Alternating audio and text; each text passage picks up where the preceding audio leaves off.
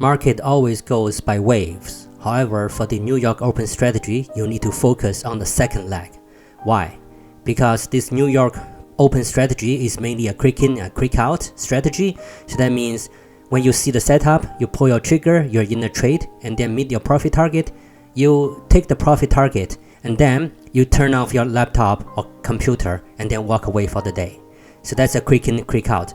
So that's why we need to focus on the high probability trades, and then the second leg gives the higher probability than other legs. That is why. Let's take a look at the waves. We have the first leg, pullback, second leg, pullback, third leg, pullback, maybe fourth and fifth. So this is the breakout we need to leverage for our setup, and then we trade for the second leg. So what's the probability of the second leg given the first leg? It's not 100% for sure. Roughly it's 80%. And what about the third leg here? So roughly it's 50% or even lower. And then what about the rest? 20% or even lower. So you can see the second leg has the highest probability for you to make a trade and then make a profit. This is one of the reasons.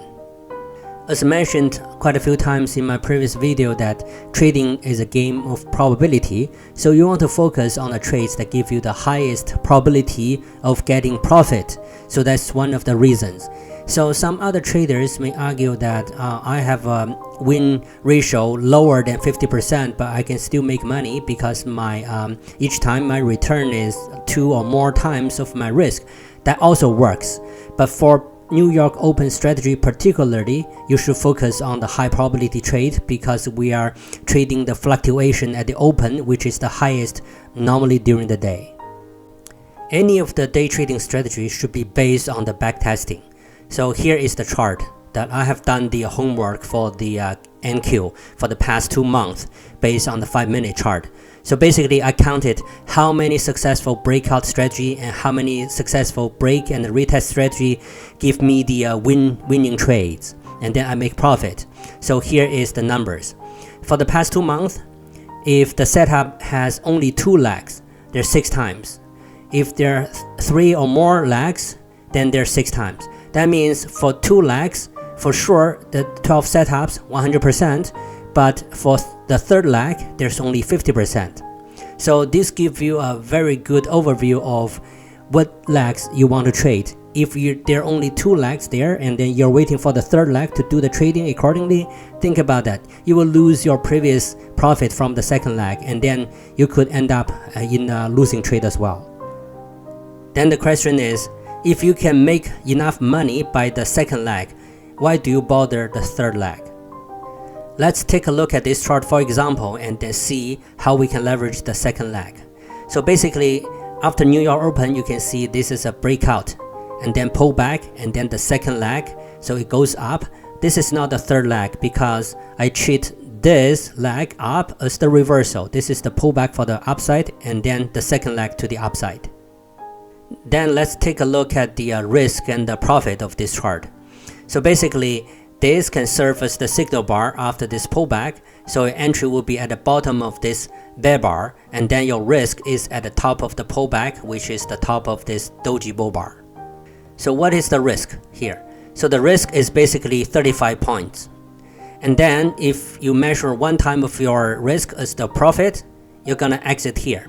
You can see that it's either at the bottom of this bear bar or the top of this big bear bar here. And what about this 2 times of the risk here? It's here. You can see that in the same bar, if you have 2 times of risk as your profit, you're gonna exit the trade right away here. Then how much money can you make? Let's assume you have 2 contracts of NQ. That means each point you earn $10. So by exiting at the 1 time of the risk at this level here, you can make $350 US. If you have 2 times of the risk as your exit, you're gonna make $700 here. If you can take more risk, you just increase the size of your contracts. If you increase to 20, then that means these numbers will multiply by 10. However, if you aim to take the profit by trading the third leg or even fourth, take a look at the chart.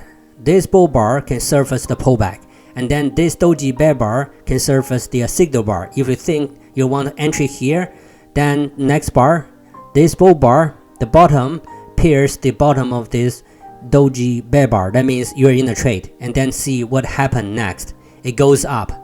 It goes up even to your break-even level here. That means you lose all your profit in this second leg. And then even then it goes down a little bit here, but if you do not manage your trade correctly, you could end up in a really losing trade. So that's why you need to focus on the second leg, increase the position size. You can make a lot of money already, so don't bother the third leg. Let's use the measured move to calculate the profit on the same chart here. So basically you measure from the top of the first leg and then bottom of the last bear bar here. So you can see the first leg is 120 points. Then you measure again from the top of the pullback by 120 points to set your profit target. So basically if that's the case, you're gonna exit here. So how much is your profit? Your risk is still 35. And then the first leg is 120 minus your risk, so your profit is 85. That means if you have 2 contracts of the NQ, you're gonna make $850 US.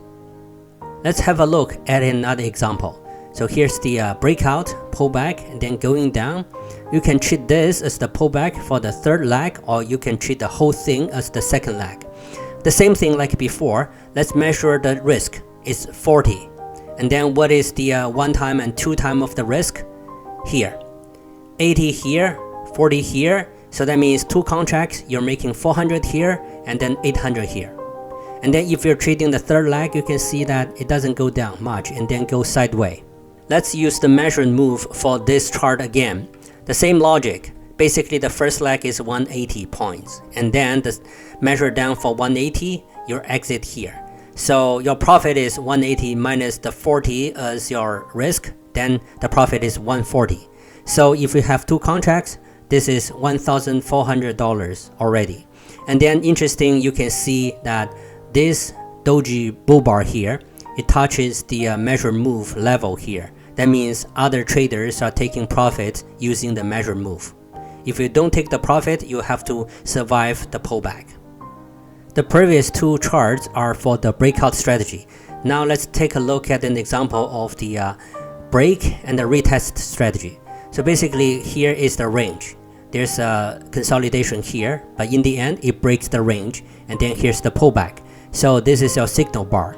So if that's the case, let's do the measure of the risk here, top of the pullback, and then this is your entry level, and then your exit at 1 time of the risk is here.